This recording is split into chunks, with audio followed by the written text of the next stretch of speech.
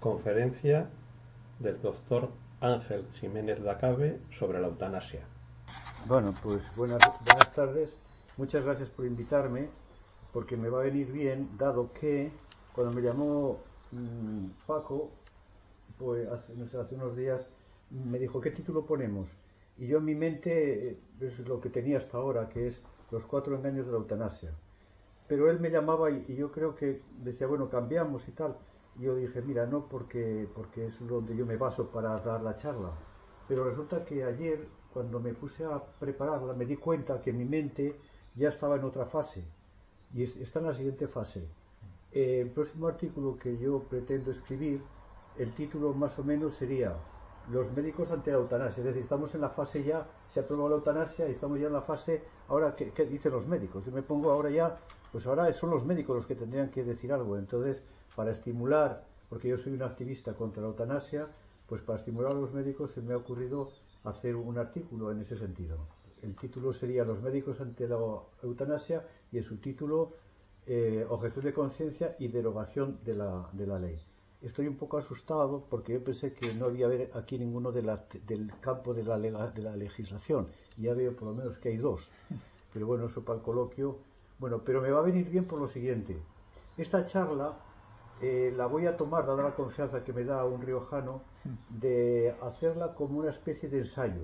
O sea, lo mío no va a ser una gran conferencia, sino todo lo contrario. Voy a ir pensando, a la vez que voy hablando, voy pensando, porque ya digo que es como un proyecto para hacer un artículo en la Nueva España, porque me suelen publicar, entonces aprovecho. Y me voy a basar, bueno, muchas gracias por estar aquí todos, porque eso estimula, claro, que haya este ambiente tan bueno. Pero me voy a seguir basando en los 4 pilares que siempre me he basado, que son, para que tengáis una idea por dónde voy a ir, pero voy a cambiar de orden. Pero los 4 pilares son: el primer engaño a través de un eufemismo o un término polisémico, que es el concepto de eutanasia, que puede tener varios conceptos, y eso crea un problema. El segundo sería a través de una falacia, el eslogan de muerte digna. El tercero sería a través de una especie de sofisma, eso de derecho a decidir, que es una patada un poco a la ética, ya hablaremos. Y luego eso que se dice que es un clamor popular en las encuestas. Y es una verdad a medias, que es la peor de las mentiras. Entonces esos van a ser los 4 pilares. Pero ese era el orden con que lo hacía, pero en esta ocasión voy a cambiarlo. Y voy a hablar primero del término polisémico y a continuación voy a hablar de lo de las encuestas y ahí me va a dar pie al corazón de la charla, que va a ser sobre la dignidad y la libertad. Y ahí un poco me va a salir la idea, a ver lo que dicen los abogados que hay aquí, los licenciados en Derecho, si hay base para considerarla como una ley injusta. Yo me voy a atrever a eso. Bueno, entonces, que levante aquí la mano para contestar a la siguiente pregunta. La pregunta es, según tu criterio, Guillermo, Pedro, Rafa, Luis, Felipe, Galilea, todos, sinceramente, según os vaya al corazón, no penséis, porque no es un examen, al contrario, yo me voy a basar en vosotros para el futuro, en la sabiduría popular que está aquí representada. Según para ti, ¿cuál de los dos conceptos te parece que es más cercano a la idea que tienes tú de la eutanasia? Voy a decir dos, A y B. Para ti la eutanasia, aunque la definición ni la A ni la B es exacta, no es exacta, pero una sería, eutanasia es A, morir sin sufrimiento, y la otra, eutanasia B, es eliminar al enfermo para que no sufra. Ninguna de las dos es exacta y las dos son correctas desde el punto de vista del diccionario, pero para ti, cada uno ahora lo señalo, ¿cuál, según tu idea, cuál se acerca más, el concepto A o B se acerca más a la idea que tienes tú de eutanasia? Los que crean que el concepto A, morir sin sufrimiento, que levanten la mano. Sin sufrimiento. Eutanasia es morir sin sufrimiento. Se acerca más a la idea que tenéis vosotros, ¿no? 1, 2, 3 y 4. Minoría. 4. Y ahora que levanten la mano aquellos que crean que, según ellos, la eutanasia se acerca más a eliminar a un enfermo para que no sufra. 1, 2, 3, 4, 5, 6, 7, 8, 9, 10, 11, 12, 13. Esto es interesantísimo. Esto es interesante. Esto es interesante. Eso es cojonante. Esto es impresionante porque... Sería la verdad y otra cosa sería lo que... Espera, no, apúntate, yo que al final, si os parece. Vale. Al final porque si no me lío. Esto es interesante. Vamos a ver, yo aquí no iba a hacer esta encuesta. Espera, ¿qué estáis hablando? ¿Qué?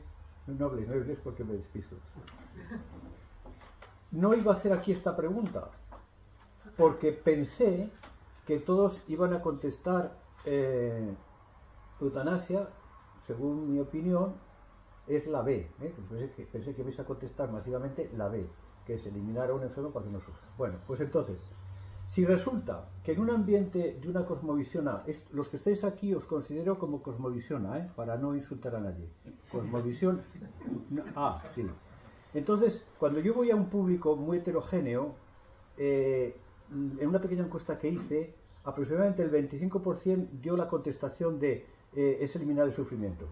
Por lo tanto, si en un ambiente de cosmovisión A, que el 100% tendría que haber sido la contestación B, el 25% ha contestado A, esto quiere decir que las encuestas que se hacen más hasta ahora, ¿está por aquí Daniel? Sí. Ah, estás ahí. Que con las máscaras. Claro, pues ¿te das cuenta? ¿Te das cuenta? Perfectamente. Claro. Entonces, Daniel, que estamos en ello estudiando las encuestas y luego él hablará para perfilar más lo que quiero decir, si resulta que en el ambiente general haces una encuesta y además, según me dijo él, casi todas las encuestas están más representando la sociedad actual, que tiende más a pro-eutanasia, hay un poco de sesgo hacia favorecer la contestación a favor de la eutanasia. Por lo tanto, si en un ambiente cosmovisión A el 25% contesta que es morir sin sufrir, entonces, claro, eso quiere decir, yo también me apunto, lo cual quiere decir que a lo mejor el 40% de la población dice que sí, porque piensa que eutanasia es morir sin sufrimiento. Y entonces ahí salen las encuestas de que la mayoría de la población está a favor de la eutanasia. Sí, pero es que el 40% es la primera acepción, que es la etimológica, pero la real es la B. La A es la definición, la primera acepción del diccionario, pero la real es la B, con lo cual eso ya hablaremos. Mira, ha sido una buena experiencia. Bien, bueno, entonces una vez que he comentado esto, que es como un engaño, ya tenemos algo, ya tenemos de que las encuestas no son como muy objetivas, luego hablamos esto, pero lo voy a dejar aquí, con lo cual ya tenemos la cuarta parte de la charla, igual ya está resuelta. Bueno, ahora vamos a lo que un amigo mío, que lo quiero mucho, que está ahí, me decía que yo no me meta en filosofía, que yo me meta a lo profesional. Siempre me acuerdo de él y de alguien más que me ha dicho lo mismo, un cirujano amigo mío. Vamos a ver, tú no te metas en filosofías, en dignidad y libertad, porque eso es un lío, es una trama que según la inteligencia y la labia que tenga la gente te puede envolver. Y no te metas en eso, tú vete a lo tuyo, a lo que has visto, porque eso sí tiene peso. Entonces voy ahora a este segundo pilar. ¿Cuál es mi experiencia? Que es que en los 50 años de experiencia profesional y 47 de oncología y viendo, podemos decir, miles de enfermos, a lo mejor 2000 en total, no sé cuántos, terminales no tantos, y sobre todo en la última época, a medida que va siendo mayor haces menos guardia, pero en la primera época que vi mucha gente morir, pues a lo mejor he visto morir 200 o 300, no lo sé, ¿no? Entonces la petición de la eutanasia es excepcional, y no voy a entrar ahora en anécdotas, en casos que en esos 2 o 3 casos, lo dejamos al final para no alargarme.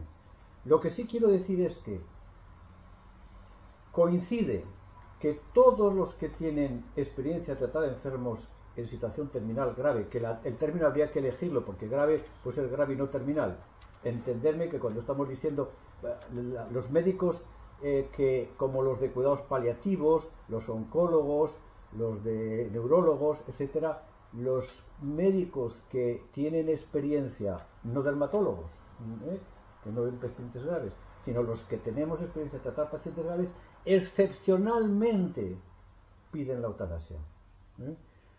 Me ha venido una estadística, me parece que te lo comenté, del Hospital de Barcelona, en donde hicieron la encuesta en enfermos. y solo dio solamente 1% de los enfermos pidió la eutanasia. Y una publicación en el Journal Clinical Oncology, una revista oncológica, lo mismo decía este oncólogo americano, que lo pedían excepcionalmente. Y en resumen, se pide excepcionalmente, pero es además común que cuando los enfermos están bien atendidos y tienen un apoyo familiar, no piden la eutanasia. Sí que hay algún caso, no voy a entrar ahora para no alargar la charla, me han dicho, yo no lo he vivido, uno que se suicidó, y luego, porque he estado hablando con los de la planta de oncología, yo he llamado, aparte de mi experiencia, a ver si ha cambiado las cosas, y me está diciendo que no. Bueno, resumen, excepcionalmente te piden la eutanasia, pero cuando te la piden, si tú la atiendes, ellos se ven que le estás entendiendo, pues cambian ya, se olvidan y no insisten en la petición. Eso podríamos decir, podríamos alargar más en estas casuísticas, en estas cosas, pero yo creo que esto es contundente. Y esto es lo que le decía a mi querido amigo, que no digo el nombre porque va a salir ahí grabado. Entonces, esto es lo que me insiste él. Eso es lo que va a misa. Sí, pero la pregunta es, pero vamos a ver, pero si resulta que no piden la eutanasia, entonces, ¿por qué se empeñan en poner una ley para que se tenga un derecho a ser eliminado? Para aprobarla, o sea, para despenalizarla. Bueno, pues aquí vamos ahora con el tercero y cuarto pilar de mi charla, que es el tema de la muerte digna y del derecho a decidir. Es la dignidad y la libertad. Entonces aquí me voy a meter en ese terreno que mi amigo me dice que no me meta. Pero es un poco especulativo y es porque voy a intentar promover un manejo social para que las instituciones intenten derogar los trámites que se hagan legales para a ver si yo aquí hago los suficientes razonamientos para ver que tiene bastante sentido el considerar que esta ley es injusta. Por lo tanto, esto ya es un ensayo lo que voy a hacer. Entonces, en este ensayo hago yo ahora una propuesta. Vamos a analizar la acción humana como es. La acción humana, cuando tú haces un acto, es la voluntad la que te dice que lo haces. Pero antes de hacerlo, es lo que se llama, algún filósofo llama, cada acción ha sido antes prudente. El libro de Prudencia, Justicia, Fortaleza y Templanza, Pieper o algo así.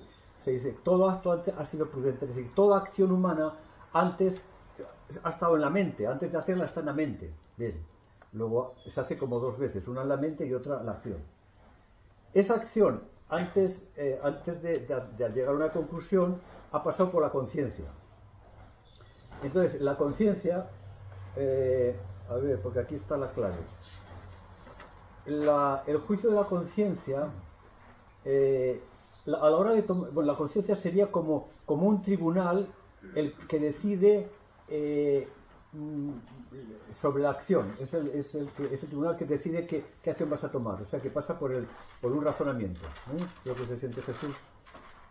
Entonces aquí en el juicio de la conciencia puede basarse, y aquí ojo, porque aquí vamos a entrar en todo esto vamos a analizar ahora la mente de la sociedad.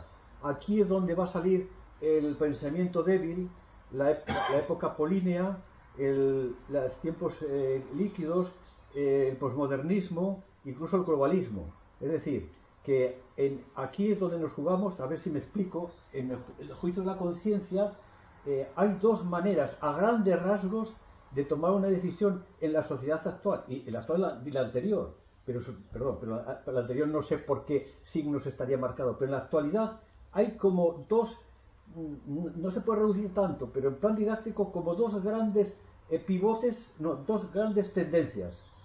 Una que es la que caracteriza al posmodernismo, que es, voy a decir en qué consiste el concepto de libertad en el posmodernismo, o el pensamiento débil, o tiempos líquidos, o diferentes términos se puede llamar, que es aquellos que consideran que la libertad, la autonomía del enfermo, del enfermo en este caso, sí, que es la eutanasia.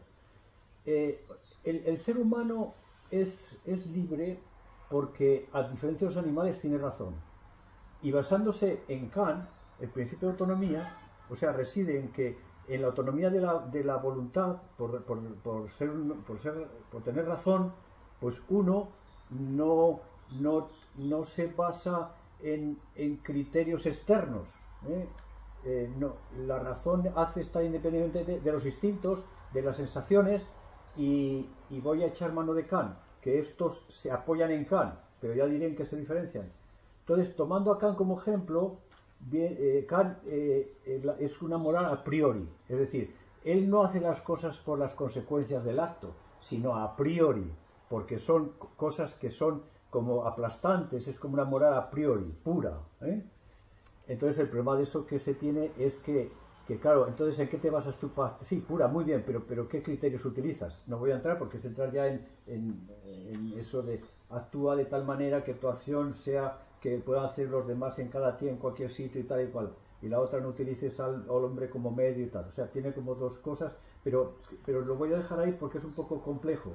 Yo lo que quiero decir es que toman como referencia a Kant para decir que nos han ido imponiendo ahora como criterios de actuación que a veces lo relacionan con épocas anteriores de España, con fundamentalismos religiosos, con cosas fuertes, que es lo que llama Bátimo pensamientos fuertes.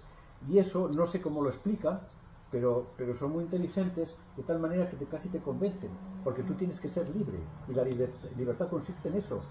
Tú a mí no me dices lo que tengo que hacer, yo soy libre, mi cuerpo es mío, y yo puedo disponer de mi vida cuando quiera. Entonces eso es fundamental, y poco a poco eso se ha extendido por la sociedad de tal manera que está influyendo también en una especie, también derechos y bioética europeo, está influyendo en grandes instituciones ya internacionales. Y esta es la tendencia de algún político, no voy a decir los nombres porque estás grabando, un expresidente del gobierno que decía que es la libertad la que os llevará a la verdad, o algo así. Y entonces esto es como un derrumbe de la moral objetiva. No se basa en lo objetivo, sino que en última instancia, lo voy a leer aquí, porque es una frase que redondea muy bien lo que estoy diciendo yo ahora, y con esto queda plasmado. Y luego al final preguntaré, menos tú, esto de dónde está sacado. Dice, esto sería lo que yo acabo de decir, esta frase lo redondeé, dice: se concede a la conciencia del individuo el privilegio de fijar de modo autónomo los criterios del bien y del mal y actuar en consecuencia. Esta visión coincide con una ética individualista, para la cual cada uno se encuentra ante su verdad, diversa de la verdad de los demás. Esto es lo que caracteriza es la libertad, es posmodernismo, es por esto. Este autor que define el posmodernismo por una crisis de la verdad. Este autor a quien yo me refiero, que no nombro, el posmodernismo por lo que se caracteriza es por una crisis de la verdad. A mí me gusta más decir que es una crisis de la libertad. O sea, que lo que caracteriza al posmodernismo, bueno, el posmodernismo es esto que acabo de decir. El criterio de actuar autónomamente. Tú, como eres, tú a mí no me tienes que decir, pues ya lo he dicho. También me he dado cuenta, esto lo que se puede decir, esto me he dado cuenta que caracteriza también, ya he dicho, posmodernismo, pensamiento débil, y progresismo. Los progresistas, yo cuando los oigo por televisión, veo que coinciden también en este criterio. ¿Vale? Bueno, entonces, esto es lo que llamo yo cosmovisión B. Ya ves que estoy dando diferentes sinónimos. Y ahora estamos en la conciencia, en la juicio de la conciencia. Unos que actúan basándose en la autonomía del enfermo en el caso de la autonomía de cada uno, pero que estoy acá aplicado a la eutanasia, la autonomía del enfermo está por encima de todo.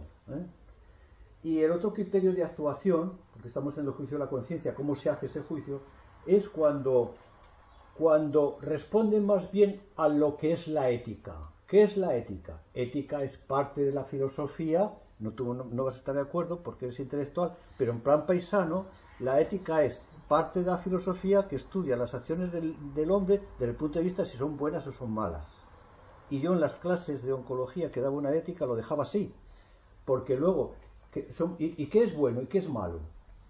Yo ahí no me meto, porque eso sí, yo admito que tú puedas tener una teoría y tú otra, pero lo que no acepto es que me digan que la ética consiste en hacerlo tú libremente y por el hecho de libremente es correcto lo que haces. Eres tú entonces lo que haces, lo que dices, lo que es bueno y es malo.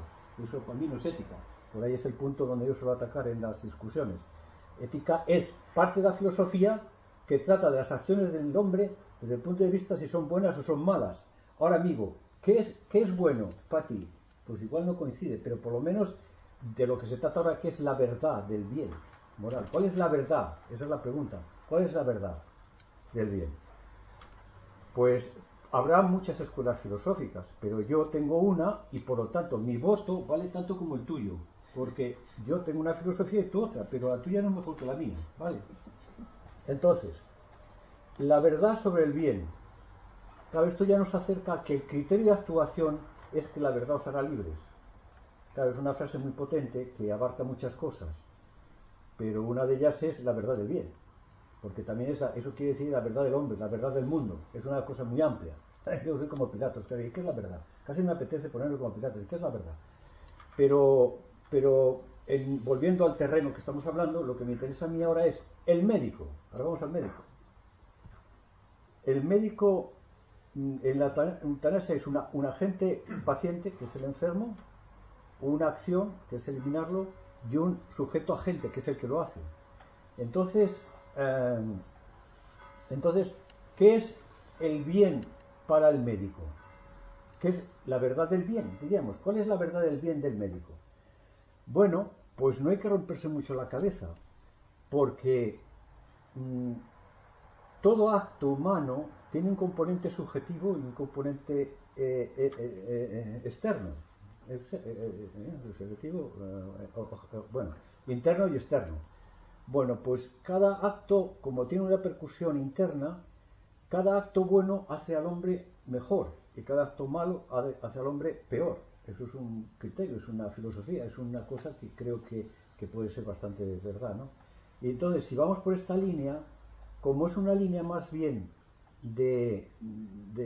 digamos, de filosofía más bien personalista, es bueno entonces, porque yo aquí ya he dicho, ¿qué es bueno para ti? No sé lo que sea. Para mí es bueno lo que hace integralmente bueno al hombre. Entonces está claro que el médico no hay que romperse la cabeza. Tiene un código de ontología desde todos los siglos que le dice que no, que lo suyo no es matar. Pero es que además tiene algo que es pues de sentido común, que es, no sé si se llama axiomático en filosofía. Es algo que no matar. Pues eso también casi de ley natural. Por lo tanto, para el médico, según este criterio, el no matar al enfermo es lo bueno. Bien.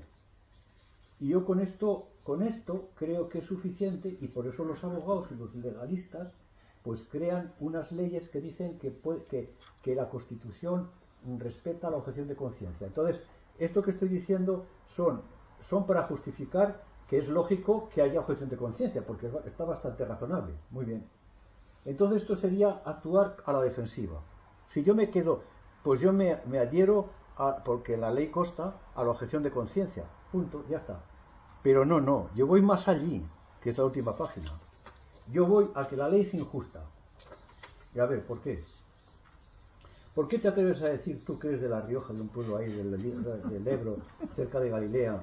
¿Qué coño haces aquí diciendo esto? Bueno, pues vamos a ver. Vamos a la Declaración Universal de Derechos Humanos, que no está hecho por dioses, está hecho por hombres. Con esto quiere decir que a veces nos ponemos y estamos hechos por hombres, pero bueno, vamos a utilizar la razón como personas.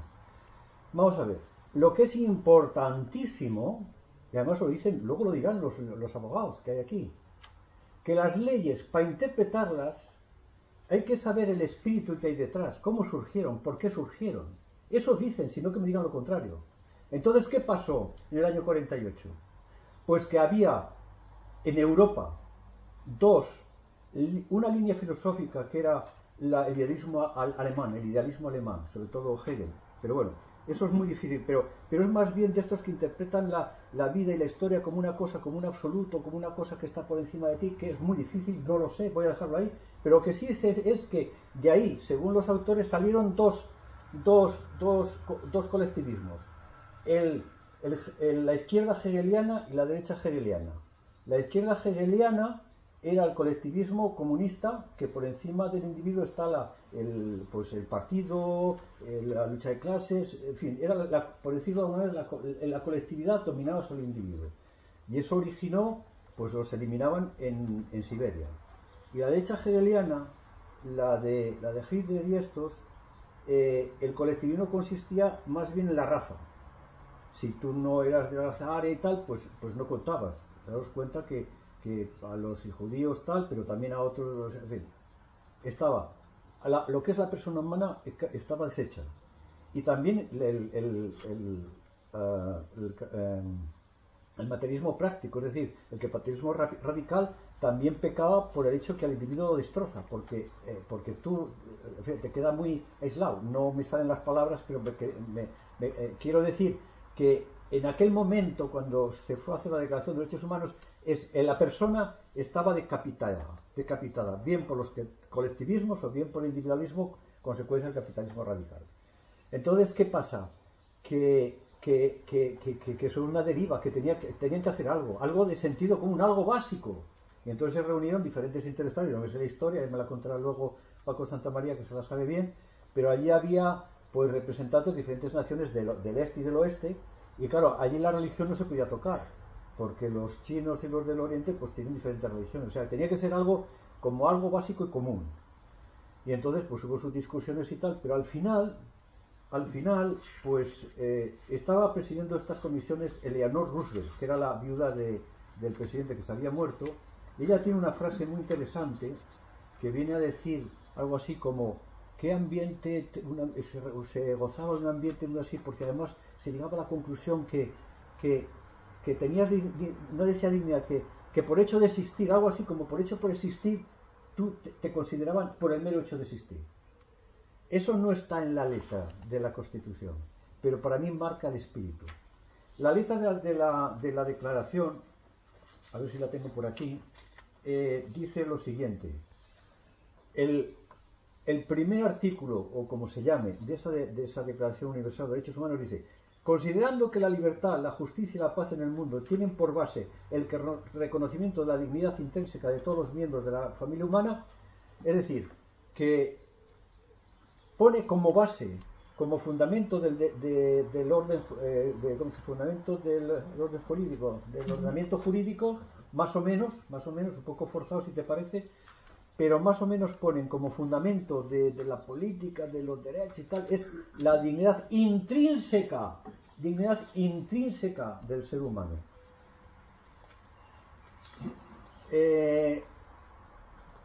Entonces, la conclusión fundamental, y me hago énfasis, no me importa que me haya parado aquí, que haya habido 2 segundos de silencio, esto es clave. La base fundamental de esta declaración es la dignidad intrínseca, que también se llama ontológica, del ser humano.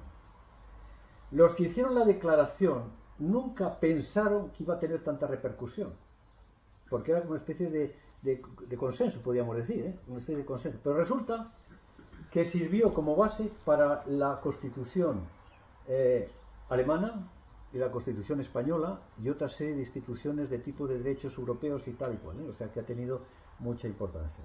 Bueno, por lo tanto, y ahora voy yo a lo siguiente. Si la Constitución española se basa en eso, y me voy a decir cómo, punto y aparte. El punto 10.1 el artículo 10.1 de la Constitución española, que es lo que escribía yo en el artículo, si lo leíste, pone que se hace la Constitución para salvaguardar, más o menos, luego ya perfilamos algo, para salvaguardar la dignidad de los españoles, que es una cosa fundamental. También pone en el artículo 1 algo sobre la libertad. Y la ley que han aprobado hacen como una cohonestidad o no sé qué entre libertad y dignidad, me ponen en la ley. El punto 10.2 dice lo siguiente, y aquí está la clave, que la dignidad que considera la Constitución española es la de los derechos humanos, la Declaración Universal de Derechos Humanos. Por lo tanto, y termino, por lo tanto, la Constitución española se basa, forzando yo un poco mi argumento, se basa en la dignidad ontológica. Y yo cuando lo escribo, y siempre lo haré así, cuando pongo dignidad ontológica, dignidad intrínseca, pongo entre paréntesis, ser y existir. ¿Por qué? Porque ahora los que son los libertarios empiezan a hacer filosofía sobre qué es dignidad, si es una palabra que no tiene contenido, y ahí te escriben un libro. Entonces se me ocurre, para prevenir ese tipo de cosas, decir que voy al espíritu, lo que digo. Ya no ya la letra pone dignidad intrínseca, pero el espíritu, como acabo de decir, se basa en la dignidad intrínseca ontológica, ser, y Leonor dijo, y existir. Luego yo me atrevo a lo que escriba y diga que dignidad tiene contenido en la Declaración Universal de los Derechos Humanos, porque nació así, para que no los matasen. Ser y existir. Ese es mi argumento. Bueno, pues entonces, si esto dice la Constitución, ya termino con esto literalmente, lo voy a leer y así termino.